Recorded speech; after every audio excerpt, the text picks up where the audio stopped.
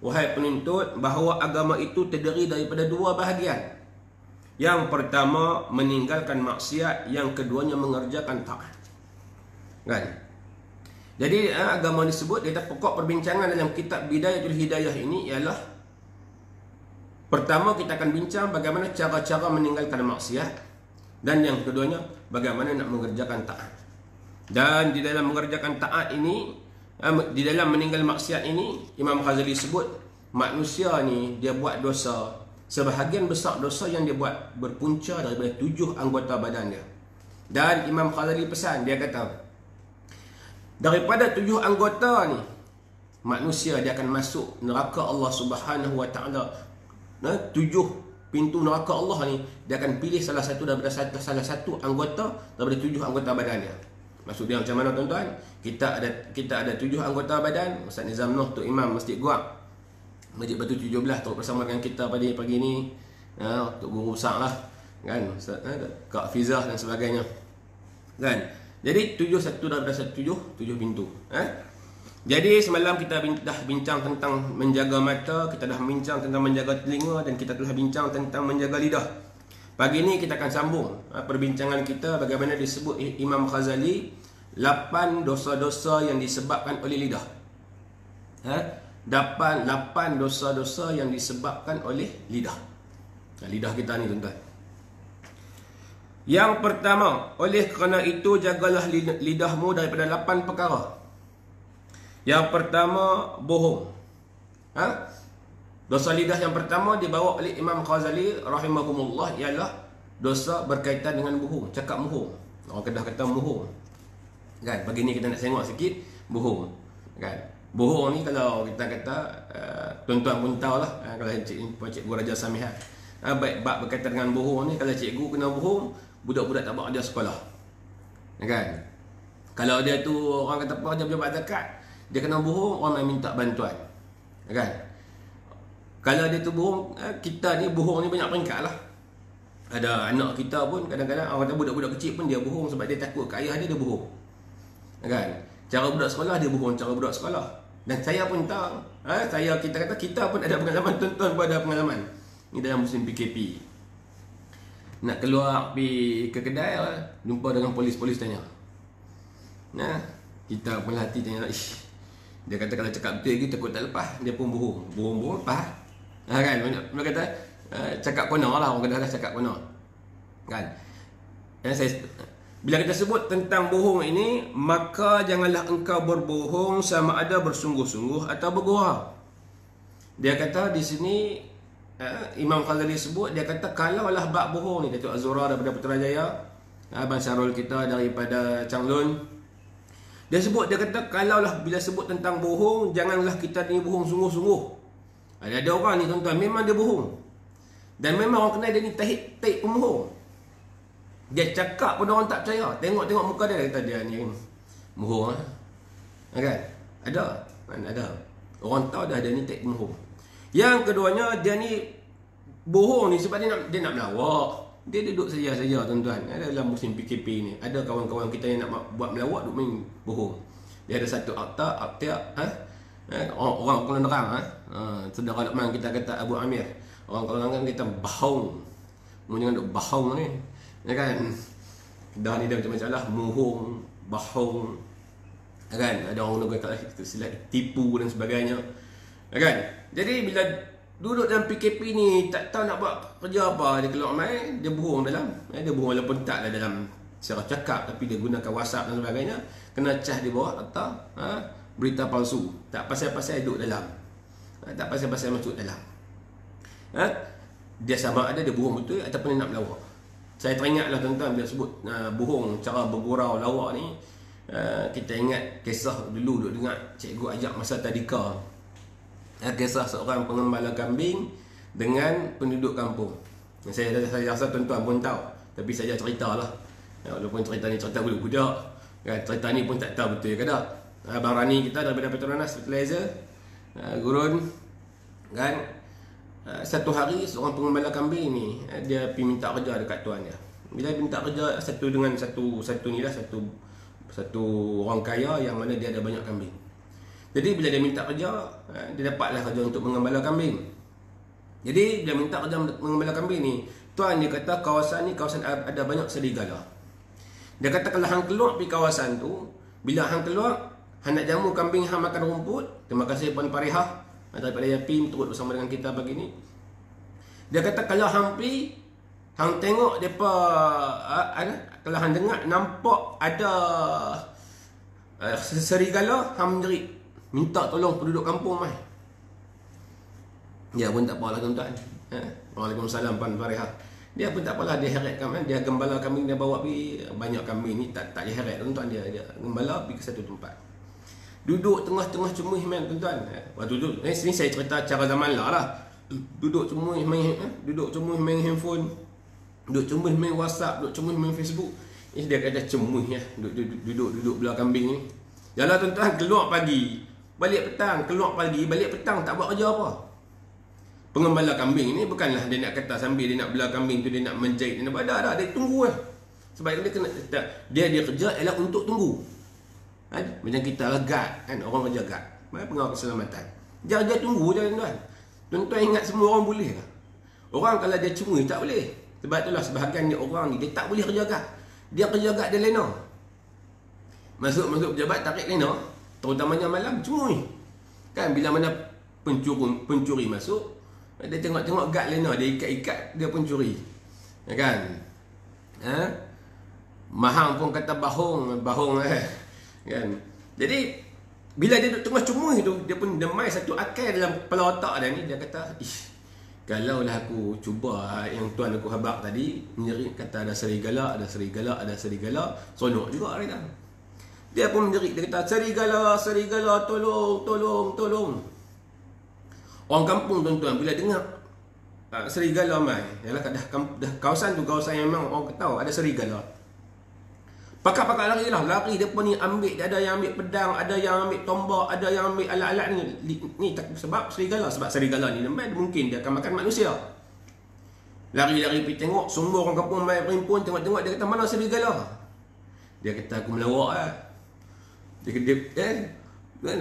Dia main tuan-tuan, mai kena pedaje. Kalau orang Kedah katalah mai kena pedaje. Allah, dia kata penduduk kampung ni kata hang ni buat apa macam ni, dia kata saja nak melawak. Kan? Melawak ni pun ada batas lah tuan-tuan. Sebab tu ni memang kata disebut nak bohong dengan melawak.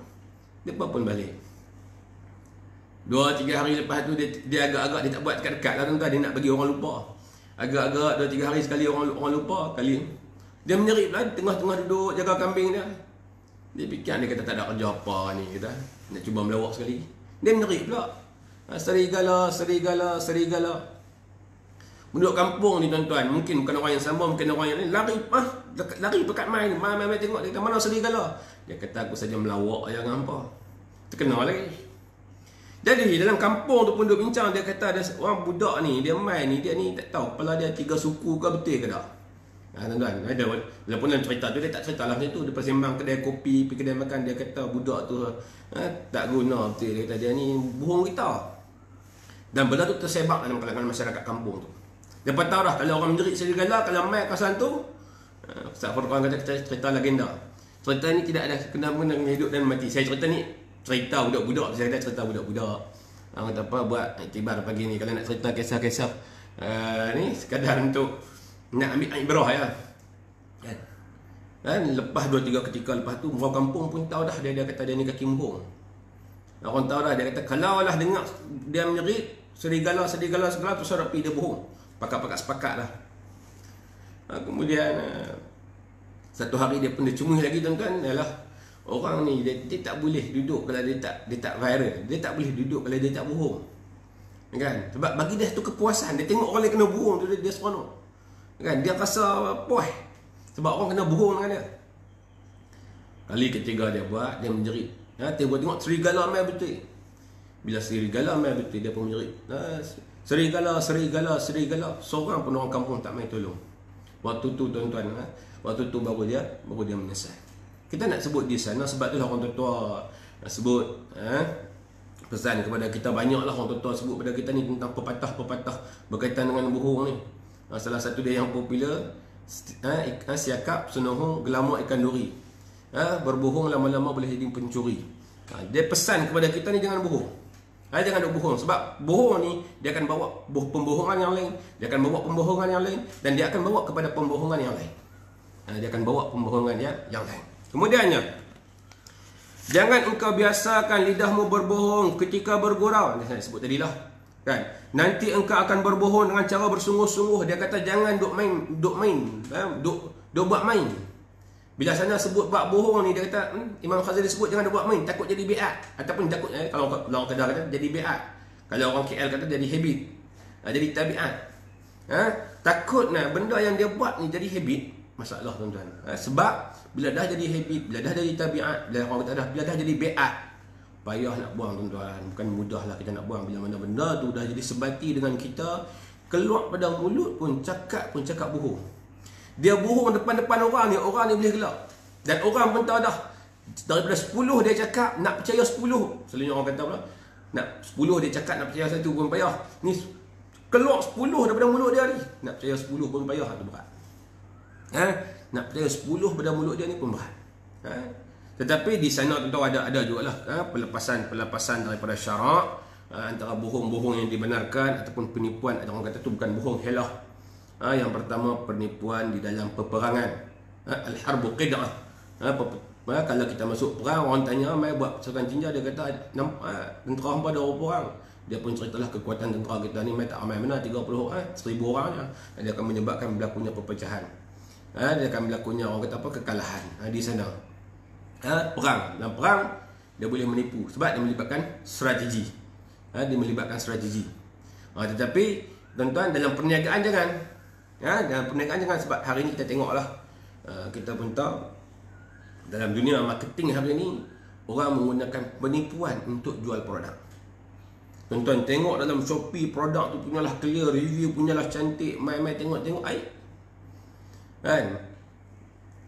Lain apa yang diceritakan. Ini penipuan di dalam penjualan produk. Walaupun kita katalah itu dalam bab-bab muamalat dibincangkanlah, walaupun di sana ada keluasan syarak yang membenarkan kepada kita berusaha niaga di atas talian, tetapi di sana terdedah kepada penipuan. Saya teringat ketika mana berbincang dengan Tuan Haji Hayazi, anak buah pada Haji Roslan, sekarang ni Ketua Jabatan Syariah QSR. Dia sebut, dia kata antara benda yang dibincangkan di peringkat Jawatan Kuasa Syariah halal QSR waktu sebelum membenarkan KFC boleh buat COD. Sekarang ni boleh dah tuan-tuan. Tapi kalau Ustaz Izzat kita duduk di Bali, wallahu alam lah, nak buka food panda, nak hantar main COD ni mungkin tak ada lah, kan? Ustazah Safina kita daripada Jakim turut sama dengan kita pagi ni, kan? Dia kata dibincangkan ialah bagaimana bila mana orang buat COD. Dia pergi ke KFC, dalam perjalanan nak hantar tu, dia kata bagaimana dia nak boleh pastikan pemandu Grab Food ke ataupun Food Panda ke, tengah jalan dia tak buka makan. Itu yang dibincangkan. Dia kata takut di sana itu berlakunya penipuan. Order yang lain, tengok-tengok ayam tu sedap, kan?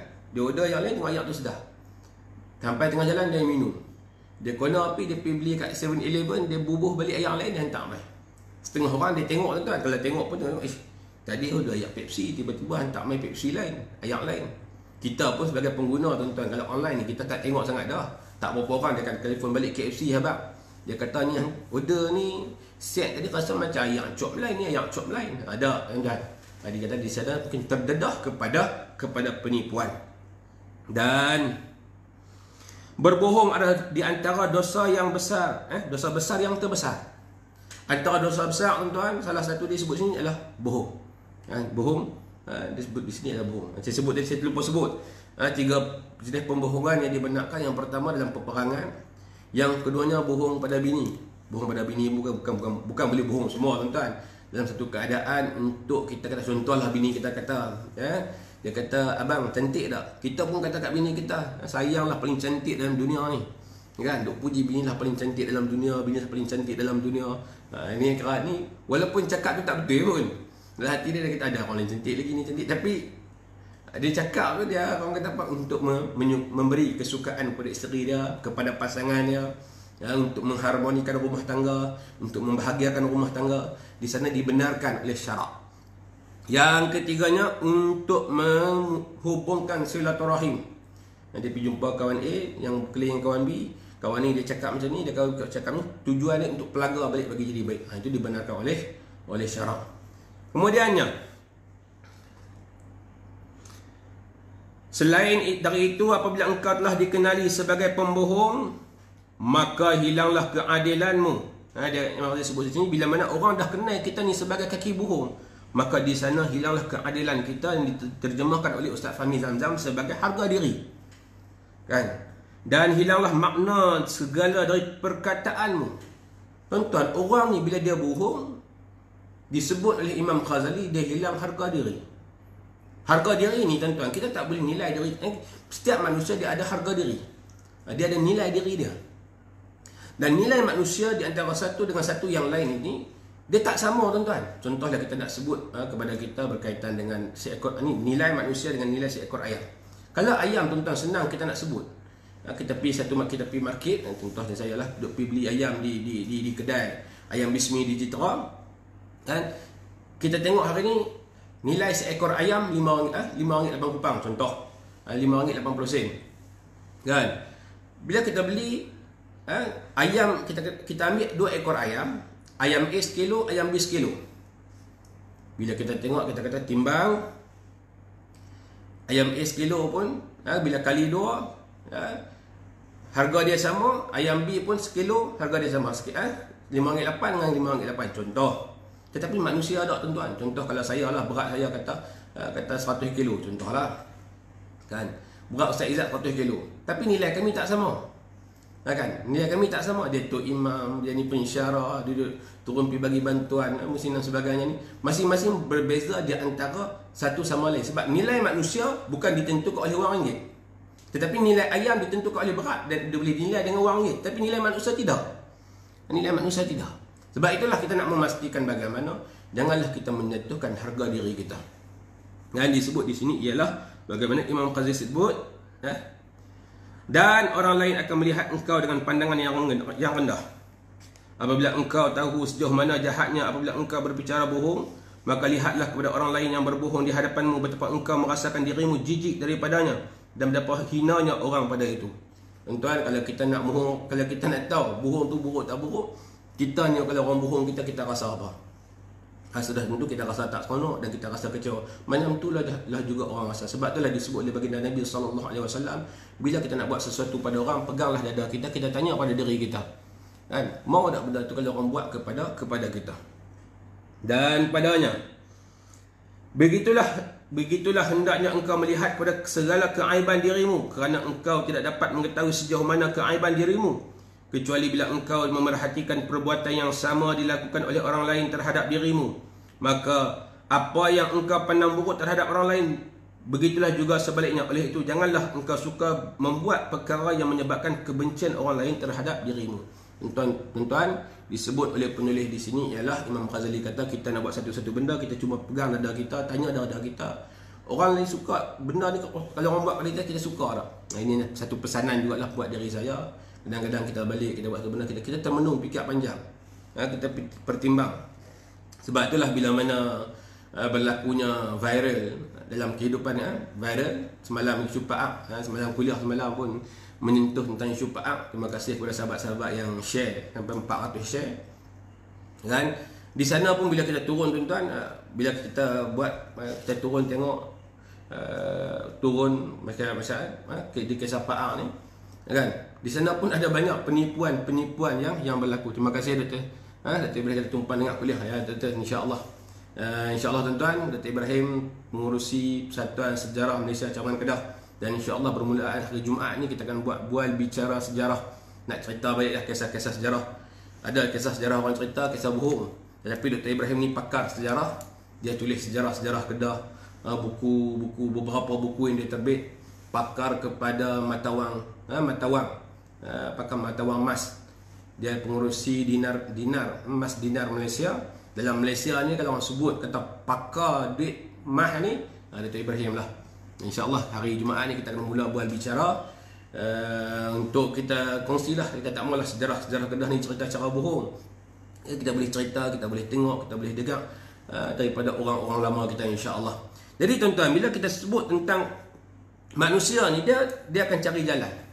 Macam saya sebut tadi, kalau cikgu, anak murid bohong dia tak bawa kerja sekolah. Tanya sebab apa tak bawa kerja sekolah kan? Dia pembohong, dia kata tak boleh nak buat semalam, karan tak ada apa semua. Dia mereka. Macam kami di lembaga zakat, tuan-tuan, bersama-sama dengan kita juga Tuan Naim Omar, engineer kita, tukang bina rumah apa, menguruskan bahagian pembangunan penyelenggaraan hak bagi rumah senang. Juga kita berhadapan dengan penipuan-penipuan daripada pemohon-pemohon kita. Bersama dengan kita juga Ustaz Yusof daripada Pegawai Zakat Langkawi. Pengalaman kita urut senang ni, macam-macam bentuk yang mereka hantar daripada kita. Satu pengalaman saya kongsi dengan tuan-tuan. Kadang-kadang orang viral tanya kata, apalah payah sangat nak bagi duit zakat ni, minta pun payah dapat. Tuan-tuan, kita di negeri Kedah, kita ada rakyat lebih kurang 2 juta orang. 2 juta lebih lah, something 2.2 million kot.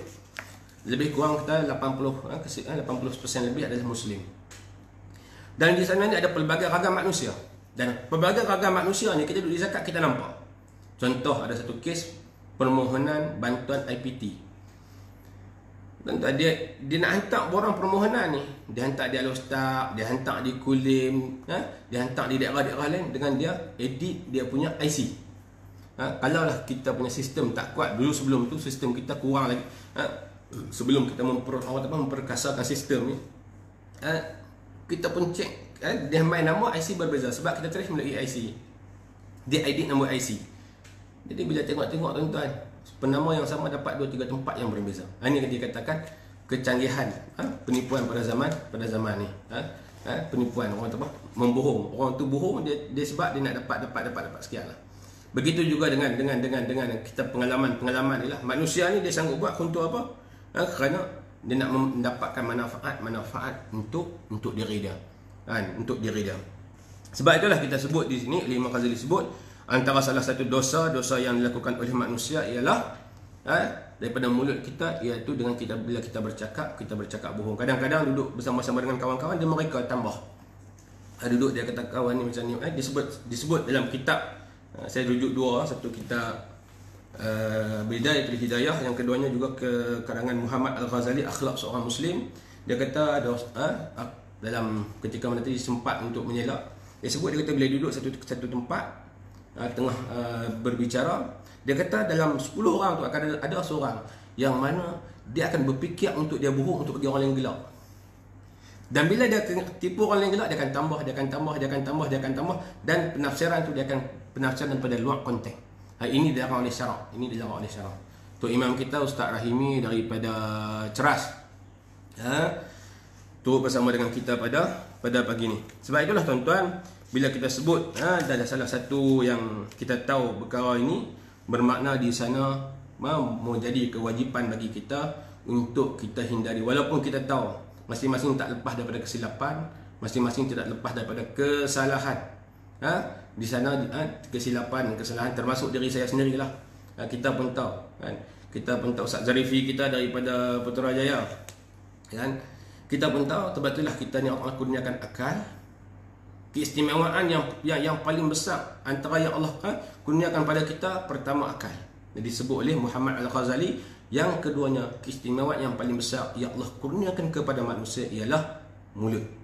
Dengan mulut kita boleh cakap. Membezakan mulut kita dengan mulut binatang, mulut kita boleh bercakap. Mulut binatang pada mulut tuan-tuan, tetapi binatang mulutnya tidak boleh bercakap. Ini kurniaan yang Allah bagi kepada kita. Dan mudah-mudahan tuan-tuan, dengan mulut yang kita ada ni, gunalah kebaikan dan sebagainya, ruang dan peluang. Tambah-tambahan dalam musim PKP ni, duduk di rumah tak nak buat apa, gunalah ruang dan peluang untuk kita orang kata apa, dulu kalau kita duduk dengan kawan-kawan, kadang-kadang kita waktu kita cakap betul ada, waktu kita cakap merapu, duduk sembang bohong ni. Sekarang ni duduk di rumah, melatih diri kita tuan-tuan. Tengok benda yang elok, cakap benda yang elok, fikir benda yang elok, tangan kita buat benda yang elok, sebab kita duduk di rumah. Tapi kalau kita keluar balik, duduk dengan orang ramai, di sana kita terdedah lah untuk kita cakap benda-benda yang tak elok, untuk penipuan dan sebagainya. Ini peluang juga yang Allah bagi kepada kita. Dan kita lanjutkan lagi, kita masuk dalam bulan Ramadan. Jadi tuan-tuan, InsyaAllah pada pagi ni jam 9 pagi, hasil rundingan bersama dengan Tuan Tanah. Semalam kita turun untuk, kebetulan bukan nak turun pun, tapi tengah-tengah duduk di pejabat nak pergi syuting untuk Tazkirah Ramadan, dapat call, Tuan Syah Zakaria dapat call daripada Bernama untuk dapatkan kenyataan media berkenaan dengan kisah rumah Pak Ak. Kerana Wisma di peringkat Kerajaan Negeri membatalkan untuk dibuat sidang media. Jadi kita pun bila berhubungi pihak masjid maklumkan, sebab saya rapat dengan Masjid Dargah ni sebab duk kuliah bulanan, di 2 bulanan situ kitab sirah kan, dengan kuliah dan rapat lah dengan orang kampung tu, dan kisah Pak Ak ni pun tahu sebab duduk pergi kuliah situ sedia, kebetulan juga depan masjid. Jadi bila kita turun pergi, antara yang kita dapat ialah ahli keluarga masih lagi enggan untuk keluar. Jadi walaupun semalam ada viral daripada tuan, saya tak pastilah pada NGO mana, dia kata ada orang menipu, kata Pak Ak tak mau pindah sebab saya duduk dengan Pak Ak di rumah dia.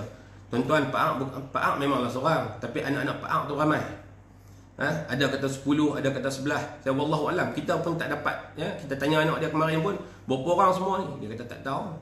Ni anak nombor berapa? Saya kata saya pun tak tahu anak nombor berapa. Tuan-tuan tanya soalan pun dia sampai dia pun tak tahu dia anak nombor berapa.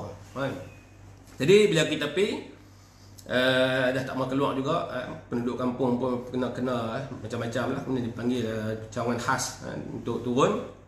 Bila cawangan khas turun, alhamdulillah rundingan berjaya keluar, dan berjaya keluar kita call Tuan Tanah pada 11 pagi tak dapat, dan alhamdulillah pada 11 petang Tuan Tanah datang. Mungkin dia pergi proses dulu kot, dia pergi ambil surat lawyer untuk perintah keluar pada tanah dia lah, sebab dia pun mungkin dia pun nak kena prevention diri dia juga keluar. Dan Tuan Tanah hasil daripada perbincangan bersetuju pagi ni jam 9 Embas, Majlis Bandaraya Al-Ustaz akan mai bersama dengan Bekhu untuk tolak rumah dia untuk robohkan, sebab itu atas tanah orang kan. Jadi saya rasa isu ni pun dah selesai. Mudah-mudahan tuan-tuan kita usah, walaupun kita katalah berlautan, kadang-kadang Allah nak asbab, Allah Ta'ala nak bagi kebaikan kepada kita ni, Allah hantar Ustaz Ibik Liu, walaupun macam-macam lah orang kecam penduduk kampung, orang kecam zakat, orang kecam daripada peringkat JKM dan sebagainya. Tapi di peringkat lembaga zakat negara kita terbuka, tidak ada masalah, tidak ada masalah. Cuma kita kesian kat orang kampung lah, di kemarin duk teriak sebab trauma. Orang kata kat depa, orang tua-tua tuan-tuan, umur 60 70, orang kata kat depa teruk, tak ada hati perut. Depa terasa lah kan, tapi tak apalah. Tapi apapun benda ni, cuma apa yang kita harapkan ialah apabila dah pindah ke rumah baru, pastikanlah kita pun tak tahu. Mungkin di sini pagi ni ada lebih kurang 40 orang followers kita yang mungkin pakar-pakar. Ustaz Nuaim kita pakar syariah atau apa? Program syariah. Fikir. Sebab dulu orang kampung, itulah kita fikir ni bahasa Kedah lah. Orang kampung Teraga ni fikir habis meta dah macam mana nak didik depa kembah rumah supaya kembah balik. Sebab di luar rumah tuan-tuan, kan tuan-tuan tengok pos sampah di luar rumah tu penuh, tinggi terus tu, dalam rumah pun sama penuh. Tak tahu lantai tu tahu mana. Kan? Orang kampung dah cuba pergi bersih, kotak balik, kita mengharapkanlah mungkin dengan pakar-pakar yang ada. JKM pun dah serang dah. Zakat pun tak boleh transform, kan? NGO pun tak boleh transform. Mungkin di sini ada pakar-pakar individu yang boleh main. Orang kata apa, macam di dalam ilmu manajemen disebut sebagai middle touch. Dalam satu-satu organisasi, bila mana ada organisasi itu problem tak boleh nak settle, selalunya lah mereka akan hire seorang pakar untuk membuat satu decision supaya problem tu boleh diselesaikan. Jadi disebut sebagai Midas Touch. Midas Touch ni sebut sebab dia ambil kisah daripada kisah King Midas. King Midas yang mana dia ni kalau sentuh, ni kisah-kisah orang kata apa, kuno lah, kisah-kisah lama. King Midas ni kelebihannya bila disentuh satu-satu benda akan jadi emas, kan? Disentuh jadi emas, disentuh jadi emas. Satu hari dia tersentuh, anak dia jadi emas. Ini kisah-kisah orang kata apa di Eropah lah. Jadi kalau orang Kedah kata barang kata barang jadi. Barang kata barang jadi. Kan? Sahabat kita komen apa? Orang Malaysia terlalu sebut dengan protokol. Kan? Ustaz, kalau lah buka di luar negara bukan Islam, senang mereka tangan ni. Tuan-tuan, saya nak sebut benda ni. Kita nak salahkan orang Malaysia terlalu protokol. Sebab tu saya sebut di dalam buku Dr. In-House. Semalam ni pun saya tak ingat filem Trap, saya sebut Dr. In-House. Tun Dr. Mahathir dia cerita satu bab berkaitan dengan ini. Ya kan? Kita tak boleh nak blame lah masyarakat Malaysia macam ni, masyarakat Malaysia ni. Sekarang ni kalau kita ambil tanggung, kita dalam keadaan kita menyalahkan satu sama lain, benda tu tak selesai. Ya kan? Bila mana US, Saudara Shanis, mana filem apa Saudara Shanis yang menceritakan tentang keburukan Malaysia tu? Ketika mana Tun Mahathir membina KLCC, propaganda yang dibuat di Eropah ialah di peringkat barat yang diketuai oleh Amerika dengan mengeluarkan satu filem, di mana filem tersebut orang putih ni berlatar belakang KLCC, tapi perkampungan orang miskin tapi Tun Mahathir sebut dalam buku tu gambar di Melaka, latar belakang di KL, dia menggunakan teknik green screen kan, dia pakai hak ni, dia pecah dua lah latar. Jadi Tun Mahathir kata cara Amerika nak memburukkan kita ialah dengan memaparkan kemiskinan di negara kita. Kemudian beberapa ketika selepas tu Tun Mahathir pergi ke US. Bila dia pergi US, dia pergi bersama dengan wartawan. Dan Tun Mahathir ni antara kegemaran dia ialah bukan dia pergi tu macam kita lah, tengah kita ni pergi urusan rasmi, dia pergi rasmi lah. Tapi Tun Mahathir ni dia akan pergi, dia akan bawa bersama dengan buku 555 dan pen. Kita pun tahu Tun dia cukup legend dengan buku 55. Kerana apa? Apa yang dia jumpa dia akan catat. Apa dia akan jumpa dia akan catat, dia akan bentang dalam surat kabinet. Kan, dia akan catat, dia akan baca sebab dia nak grab idea. Idea ni tuan-tuan, dia datang bila-bila masa. Bukan tentu ya, dalam surat kabinet pun belum tentu dia boleh main. Tapi tu dia akan catatkan dia. Sebab itulah pepatah Cina sebut, sesamar-samar tulisan lebih baik daripada hafalan. Sesamar-samar tulisan lebih baik daripada hafalan. Walaupun kita ni ingat, tapi kadang-kadang kita lupa. Yang saya kuliah lah tuan-tuan. Tuntiang mata. Kan? Nak bagi isi tersusun ni. Walaupun dia adalah main ilham yang lain tu. Jadi bila PUS berjalan di satu kawasan yang memang ada kemiskinan dan gelandangan. Tun kata kepada pemberita ni Perdana Menteri tuan-tuan, tolong ambil gambar ni, nanti balik kita siaran TV kita betapa miskinnya US. Balik-balik mai Tun tulis dalam buku tu, dia kata bila saya balik dia taklah keluar arahan bersurat kan. Dia pun tak bawa keluar. Dia kata itulah orang Malaysia baik. Kan? Kita takkan menceritakan tentang keburukan negara orang kerana kita ni orang sifat orang Melayu. Sebab itulah kita kata kalau benda ni berlaku di barat pun tuan-tuan belum tentu. Kita tak compare. Sebab itulah kita kena mengakui bahawasanya ni bukan kita kata kita nak pujilah negara kita ni.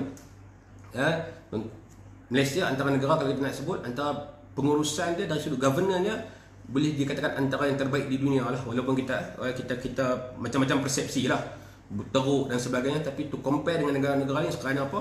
Negara kita dengan konsep Westminster ataupun konsep negara kita ini dui parlimen, dengan keadaan kita mempunyai penjawat awam. Pengurusan negara kita bukan memanglah ditentukan oleh orang politik, tetapi hakikatnya ialah pengurusan negara kita ditentukan oleh penjawat-penjawat awam yang memang datang daripada pelbagai latar belakang. Walaupun di sana mungkin adalah faktor manusia fail, tapi tak dapat tidak kita sebut di sini ialah kepakaran kita daripada dengan PTD-nya, daripada pelbagai latar. Ada yang datang daripada latar undang-undang, ada latar ni, semua ni pakar tuan-tuan. Sebab itulah kita kata dalam satu penyelesaian ni, depa ni bukan kecil anak, hantar pergi mengaji tak selesai. Walaupun mungkin mereka itu ada kelemahan. Kita ada daripada peringkat pegawai perundangan, kita ada daripada peringkat JKM ni pun bukan kecil anak tuan-tuan. Pegawai-pegawai dia pergi buat master, buat PhD, kaji dah satu dunia, dia buat benchmarking. Sebab itulah kalau kita tengok dasar Malaysia, bila buat dasar pandang ke timur, kita ni, kenapa Malaysia cepat growth, cepat membangun? Kerana generasi yang lahir selepas pasca kemerdekaan ini, rakyat-rakyat kita dihantar ke mana? Dihantar ke Jepun. Kenapa Tun Mahathir hantar ke Jepun? Kerana dia kata perlu belajar dengan Jepun, kerana di Eropah mereka telah mencapai satu tahap tepu di dalam pembangunan tamadun. Mereka dah berada dalam comfort zone, mereka dah dalam zon yang selesa.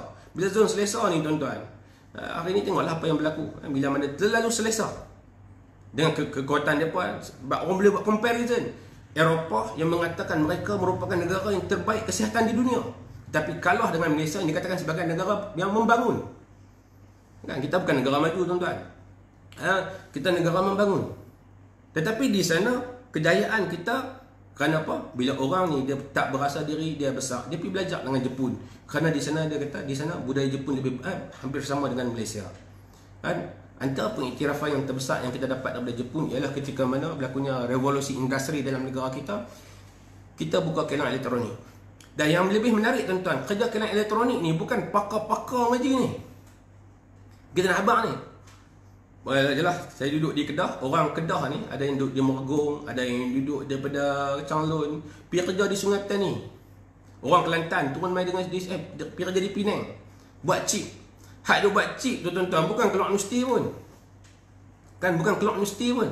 Dan Tun Mahathir sebut, dia kata antara kelebihan orang Asia atau khususnya Malaysia ialah yang pertama kita berpendidikan, berpelajaran, yang keduanya kita ada jari yang kecil yang boleh menyebabkan kita nak buat chip. Dan Jepun mengiktiraf hasil buatan kita hampir sama dengan hasil kerja orang Jepun. Di sana tuan-tuan, kita sebut kita belajar dengan Jepun. Dalam pada masa yang sama, walaupun orang kata Rusia itu negara komunis, kita hantar orang pergi mengaji di Rusia. Walaupun orang kata China negara komunis, kita hantar budak-budak kita mengaji di China. Dan di China ni pula, yang pergi mengaji itu bukan orang China saja, orang Melayu pun ada. Pergi hantar buat bahasa Mandarin orang Melayu. Hantar pergi UK, hantar pergi Eropah, hantar pergi Indonesia. Semua negara kita pergi tuan-tuan. Kenapa? Untuk kita duplicate. Sebab walaupun kita mengakui hakikat bahawasanya walaupun negara tu bukan semua ada kebaikan, tetapi di sana akan ada nilai-nilai kebaikan. Jadi bila balik mai, hak generasi pasca kemerdekaan ni ada pergi mengaji Jepun, ada mengaji di Korea, ada mengaji di China, ada yang mengaji di Rusia, ada yang pergi mengaji di Indonesia, ada mengaji di US. Balik mai, dia panggil orang ni yang mentadbir negara kita sekarang ni. Di kalangan pegawai-pegawai PTD, di kalangan pegawai-pegawai JKM, di kalangan pegawai-pegawai zakat, di kalangan pegawai-pegawai mungkin di pihak AG, bahagian di AG, kemudian di dalam sektor keuangan, kita ada pelbagai kepakaran. Sebab itulah bila mana kita nak sebut Malaysia ni, untuk menguruskan Malaysia very complicated, cukup complicated. Dia peringkat orang bawah dia boleh hentam satu. Tetapi daripada peringkat pembuat dasar tuan-tuan, kita tengok memang di sana itu suara macam Wabi Pantai Merdeka seketui dah, kan? Allah. Di sana itu bermakna di sana kita ada kekuatan yang kita boleh gembelingkan. Sebab itulah kita syukurlah bila kita duduk dalam negara kita, walaupun pelbagai semalam pun hasil bual bicara bersama dengan Tuan Nobisha, dengan Tuan Syah Zakaria, dia kata antara benda yang kita nak kena didik orang kita ini ialah berjiwa besar, keluar daripada Malaysia, cuba lihat dunia di luar sana. Walaupun mungkin kita bukan kata kita yang terbaik, bukan kita kata kita yang terbaik, tetapi dalam kita sebut rakyat Malaysia ni pun, walaupun kita nak compare dengan negara-negara lain, ada kata duduk di UK, kalau tak kerja pun boleh makan, tak dapat bantuan dan sebagainya. Tapi dalam negara kita ni sesuai dengan capital keuangan yang ada dalam negara kita tuan-tuan, saya rasa dah cukup banyak bantuan yang diturunkan oleh pihak kerajaan. Tak kisahlah kerajaan mana pun. Dulu masa BN memerintah ke, PH memerintah ke, sekarang ni PN memerintah ke, bukan soal politik, tetapi saya sebut walaupun dasar besar ditentukan oleh kabinet, tetapi pelaksana kepada dasar itu KSU kementerian itu kita sebut mereka ini non-partisan dan mereka ini bekerja dengan profesional. Walaupun mungkin ada fault, mungkin ada kesilapan, tetapi di sana kita sebut kita ni well managed. Kita boleh tunjuk bagaimana ketika mana negara berada dalam keadaan Perdana Menteri interim, Malaysia structured, boleh tersusun, boleh berjalan dengan baik. Sebab itulah kita yakin negara kita ni akan ada kebaikan dan sebagainya. Sebab itulah tuan-tuan, kita sebut insya-Allah, kita doakan mudah-mudahan Allah Subhanahu Wa Taala beri kekuatan kepada kita untuk kita melalui tempoh PKP, dan kita akan masuk Ramadan esok. Hari ni hari Rabu, kan? Esok hari Khamis, lusa kita akan masuk hari Jumaat, kita akan masuk ke dalam bulan Ramadan. Saya serulah kepada kita sama-sama untuk memperbaiki amalan kita, memperbaiki diri kita. Saya ucapkan terima kasih. Insya-Allah kita sambung kuliah subuh ni. Saya sengaja isi dan saya sengaja pilih waktu subuh, walaupun kita tahu subuh ni tak ramai, kan? Bermula dengan 3 orang, 4 orang, hari ni 40 orang. Sebab saja saya memilih waktu subuh kerana untuk selain daripada nak berkongsi, nak melatih diri jugalah untuk bercakap depan kamera tuan-tuan. Bukan senang cakap seorang-seorang, kan? Tapi ini satu-satu latihan untuk saya kongsikan dengan kita, dan kita menggunakan kitab Bidayatul Hidayah. Dan 4 hari dah kita mulakan pengajian kitab kita, dan insya-Allah dia akan berterusan sampai bulan Ramadan. Untuk apa tuan-tuan? Untuk kita memberikan saya sebut tadi arahan daripada peringkat kerajaan negeri Kedah supaya agensi agama menggunakan medium live untuk menyampaikan ilmu-ilmu agama dan menyampaikan perkembangan semasa. Saya hari ini saya cerita tentang ilmu agama dan saya garapkanlah sikit-sikit perkembangan semasa di negara Kedah, dan alhamdulillah saya sebut tadi Kaisar Pak jam 9 pagi dia akan robohkan rumah tu untuk apa dia memberi keselesaan lah. Saya sebut tadi, mudah-mudahan dia tak pindah masalah tu pergi ke tempat baru. Kerana masyarakat tempat baru pun 2-3 orang dah call. Dan depa penduduk Seraya tuan-tuan nak buat macam mana? So, saya kata kalau hak ni hak pakar-pakar dekat kementerian mungkin tak selesai, mungkin kita pakar-pakar dalam masyarakat ni boleh tolong bagi penyelesaian, sebab dia masalah sikap yang memang sukar untuk kita ubah. Paling mudah kita duduk dalam rumah tangga tuan-tuan, kita ada anak 2-3 orang, anak kita ni pun perangai dia berbeza. Kita duduk dalam organisasi, kita ada kaki tangan kita ni pun berbeza. Dan kita duduk dalam masyarakat kita ni. Sebab itulah ada orang sebut, dia kata zakat boleh tolong nak pergi ubah perangai imam. Kita nak sebut zakat di Malaysia Kedah ni ada 580 masjid lebih. Nak pergi ubah tuan-tuan bukan mudah lah, bukan mudah, sebab dia orang tua. Melentur buluh biarlah dari rebung. Rebung pun kita payah nak rebus, tambah-tambah lagi nak rebus buluh. Silap-silap buluh tu katok kita balik tuan-tuan. Ini bukan mudah. Ini semua pentah. Jadi terima kasih kepada semua yang turut bersama-sama dengan kita pada pagi ini, daripada Putrajaya, daripada mungkin ada sahabat-sahabat daripada luar negara. Semalam sahabat kita daripada Island turut bersama dengan kita. Dia pun tunggu, dia kata bila nak buat kuliah subuh, sebab waktu subuh di Kedah ni tak sama dengan di Island. Sebab itulah dia minta semalam, dia kata tolong buat live, ceritalah masalah apa yang berlaku di Kedah, kami di Island nak dengar. Sebab itulah saya buat semalam.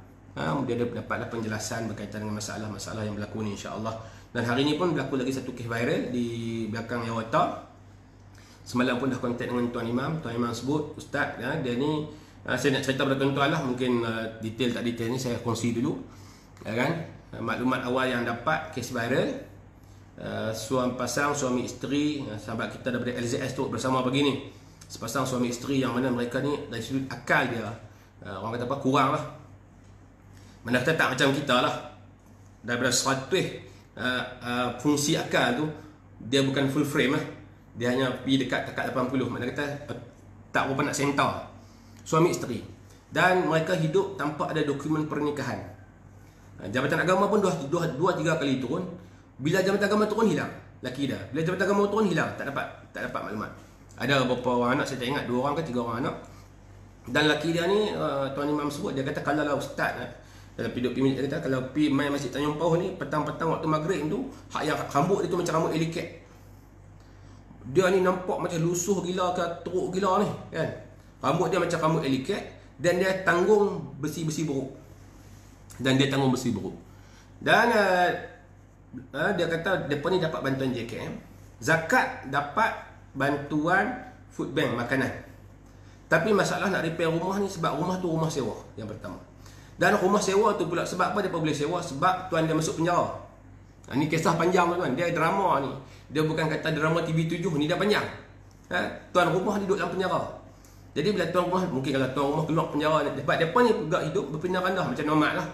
Macam hari tu berlaku satu viral di tempat yang sama, saya ingat kisah yang sama. Seorang perempuan duduk rumah buruk.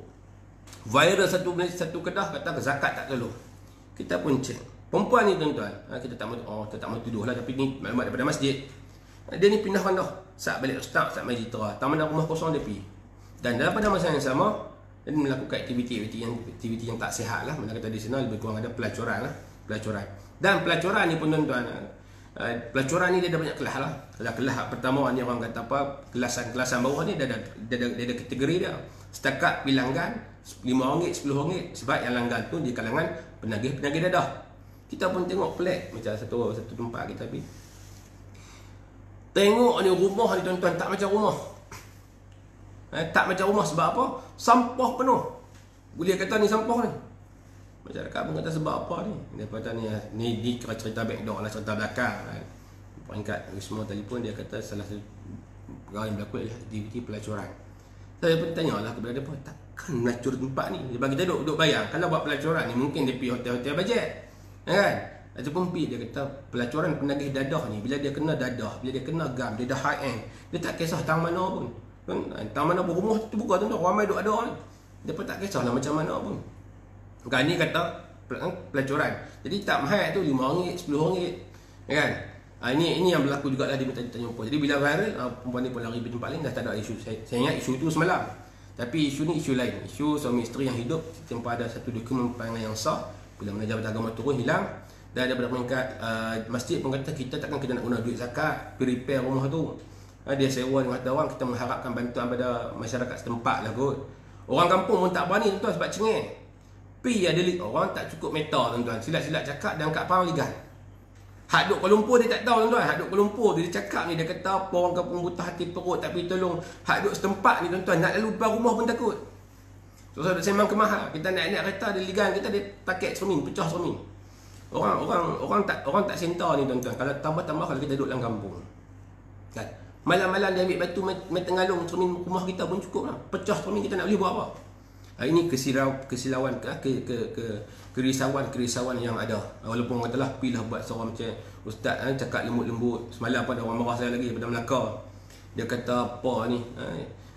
Masjid pergi cakap kasar dengan keluarga Pak Ak. Yalah tuan-tuan, kami pergi kemarin. Dia tengah high end. Saya tak tahulah dia keluar main lalu. Takkan kita cakap saudara bagaimana? Tobat dia tak jawab tuan-tuan. Dia main tengah lalu. Jadi masjid tanyalah umur berapa? Ni anak umur berapa? Depa marah, depa kata orang masjid derga tak pandai skill dakwah, cakap tak.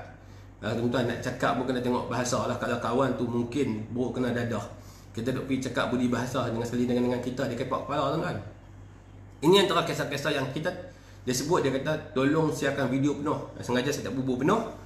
Memang video tu ada, kita rakam dan sebagainya tu sebab yalah, kita bukan kita nak tunjuk aib orang, tetapi kita hanya nak minta masyarakat tolong jangan hina penduduk kampung di derga. Begitu juga dengan di Tanjung Pau. Bila mana lagi macam tu masjid kita kata kita duduk cerang seteri jalan sebab tuan rumah dalam penjara. Kalau kita pergi repair, tuan rumah bagi ke repair. Pikir logik akal boleh lah tuan-tuan kan. Ni banyak-banyak benda lah. Banyak benda dia peringkat kita dalam tempoh KP ni. Dan depa ni pun bukan hidup situ tetap. Dia macam nomad pindah rendah. Satu kes juga viral orang ligan kita. Kes dia tak mahu sebut tempat lah kan. Ligan dalam PKP ni lah, dia kata tolong buat rumah kat dia ni, dia tak ada rumah. Pegawai kita pergi siasat, Ustaz Rokhami kita pergi siasat. Dia minta rumah untuk bini nombor 2 tuan-tuan. Kan? Dia kahwin 2, susah kahwin 2. Jual tukang besi, tukang besi cari besi buruk, kahwin 2. Nak suruh kita minta buat rumah untuk bini kedua. Kan? Tak apa lagi lah kalau dia kahwin nombor 3 nak buat rumah untuk bini ketiga. Dia kahwin 4 rumah bini keempat. Jenuh tuan-tuan.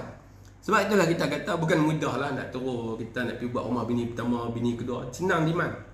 Dia saya sebut semalam, bila mana orang kampung sendiri teriak cerita mereka kita, dia kata ustaz, bukan kami tak tolong. 1998 kami dah buat mesyuarat untuk bina rumah bagi dia, tapi dia bagi satu syarat, tolong buat rumah banglo. Tuan-tuan, bila mai demand sampai tahap macam ni, saya rasa kalau hak duduk cakap pandai macam mana pun kan, kalau dia mai dia promosi dia report orang tu tuan-tuan, bagi syarat rumah banglo. Rumah PPRT tak mau. Rumah PPRT tak mau. Dan orang sebut juga ialah dia kata kemiskinan ni bukan bermaksud dia pengotok, tidak. Kalau orang tu dia miskin tapi dia bersih, rumah dia tetap bersih. Tetapi kalau lah kemiskinan ni dia masuk dengan malah ada anak 10 orang. 10 orang tu pun tak boleh menjaga kebersihan, bermakna di sana ada something wrong, ada masalah-masalah. Jadi kita pencerahan ni saya rasa, dan kalau viral pun mungkin sebab walaupun tak ramai pagi ni 50 orang dengar kisah isu viral di Yawata, belakang Yawata tu mungkin dia tak meletup lah sampai ke tahap cerita yang berlaku di derga tu. Tapi daripada peringkat kita, zakat pun kita bagi bantuan makanan, JKM pun dapat bantuan. Kalau tuan-tuan pergi tengok rumah dia, tuan-tuan kata teruk, kita nak buat macam mana? Sebab tu rutin kerja dia, cari besi buruk, lunggup kat rumah. Kalau tuan-tuan tolong pergi kemas pun, esok dia buat balik macam tu. Macam mana kita duduk ngaji di universiti, orang masuk bilik kita, mak kita main tengok, tu dia kata bilik hang ni, buku tahun ni selerak sana sini ni, kan? Tapi kita cari jumpa orang ni kata apa lah, tapi bagi pelajar dia kata benda ni biasa kan. Tapi bagi mereka ni, daripada rasa selesa hidup macam tu, dalam keadaan yang macam tu. Tetapi bila masyarakat yang tidak tahu hujung pangkal mai masuk pintu rumah orang tak bagi salam, dia anggap dia lah yang paling pandai, dia anggap orang kampung ni tak ada nilai bagi dia. Contohlah bila dia viral kan, habis kebaikan yang ada yang orang kampung buat. Saya bagi perumpamaan semalam, bila mana kita berjaya, orang yang paling penting yang kita nak kenang ialah kedua mak dan ayah kita. Mereka lah yang didik kita. Yang keduanya guru-guru kita waktu tadika. Hajak kita ABC, hajak kita untuk guru kampung kita yang hajak kita alif bata. Dapat PhD ataupun dapat degree master kan, puji aja, terima kasih kepada pensyarah-pensyarah saya yang bagi semua. Dan kan dia lupa dia boleh mengaji kat universiti tu pun cikgu dia yang ajak ABC, cikgu tadika dia yang ajak ABC. Dia boleh baca Quran sampai jadi qari, hebat pun.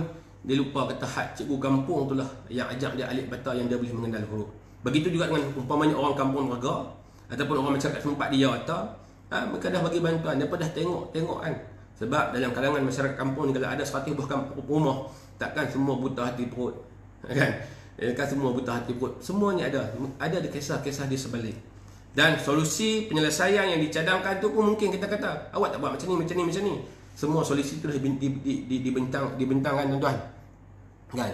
Isi rumah saya 5 orang pun kadang-kadang kita boleh serabut macam mana dia boleh duduk sampai 20 orang.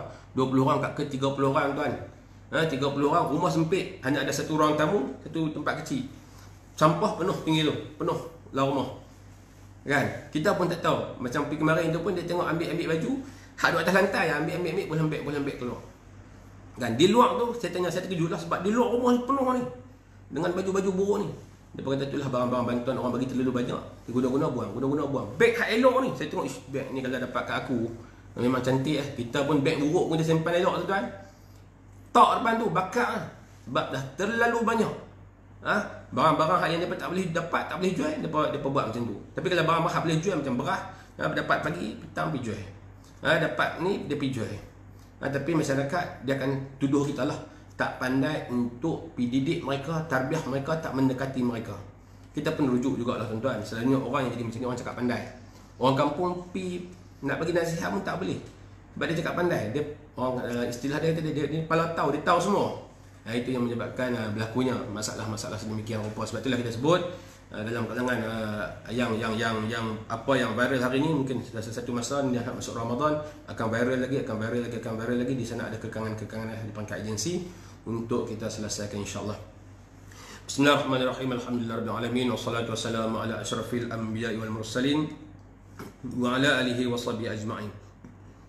Allahumma shalli ala sayyidina Muhammadin tibbil qulubi wa dawaiha wa afiyatil abdani wa shifaiha wa nuril absari wa dhiyaiha wa ala alihi wa sahbihi wa barik wa sallim. Allahumma salli ala sayyidina Muhammadin tibbil qulubi wa dawaiha wa afiyatil abdani wa shifaiha wa nuril absari wa dhiyaiha wa ala alihi wa sahbihi wa barik wa sallim. Ya Allah Tuhan kami ampuni dosa-dosa kami ya Allah, dosa yang kami lakukan secara sengaja ataupun tidak sengaja ya Allah. Ya Allah ya Rahman ya Rahim, ampuni dosa kedua ibu dan ayah kami ya Allah. Kekasihanilah mereka seperti mana mereka mengasihani kami ketika mana kami masih kecil ya Allah. Ya Allah ya Rahman ya Rahim, ampuni dosa-dosa kedua ibu dan ayah kami ya Allah. Ampuni dosa nenek moyang kami ya Allah. Ya Allah ya Rahman ya Rahim, ampuni dosa ahli keluarga kami ya Allah, anak cucu kami ya Allah, sahabat-sahabat kami ya Allah. Rabbana atina fid dunya hasanah fil akhirati hasanah wa qina azabannar. Wa sallallahu ala sayyidina Muhammad wa ala alihi wa sahbihi wa baraka wasallam. Alhamdulillahirabbil alamin. Jadi tuan-tuan insya-Allah ada rezeki dan peluang. Esok kita sambung pengajian kita bab dosa-dosa yang dibuat oleh mulut, antaranya ialah menyalahi janji. Aqulu qawli hadza wa astaghfirullahal azim li wa lakum. Assalamualaikum warahmatullahi wabarakatuh.